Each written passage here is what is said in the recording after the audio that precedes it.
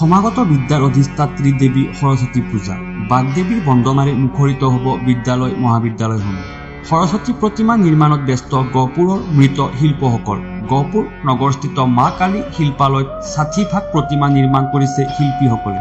এতিয়া মূৰ্তিত অন্তিম পৰশ দিয়াৰ ব্যস্ত মা কালী শিল্পালয়ৰ কাৰিকৰসকল।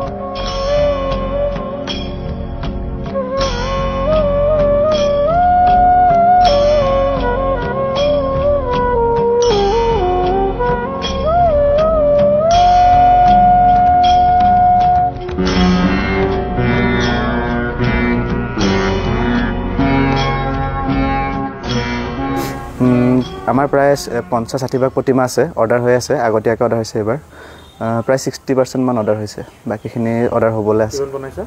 50-60 ভাগ আছে। কিমান উচ্চতা কেনেকৈ? উচ্চতা আমাৰ একদম মিনিমাম চাইজ আছে 3 ফুট আৰু 4 ফুট, আৰু একদম হাইট বেছি থকা আছে 8-9 ফুট। দাম কেনেকুৱা?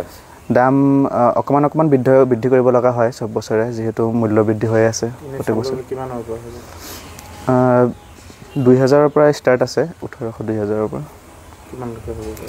সেইটো আমাৰ মানে কোৱালিটি, কামৰ কোৱালিটি আৰু আৰ্টৰ ওপৰত ভিত্তি কৰি পেলাই যোনে যিমান লয়। ব্যৱহৃত সামগ্ৰীৰ দাম বৃদ্ধি পাইছে?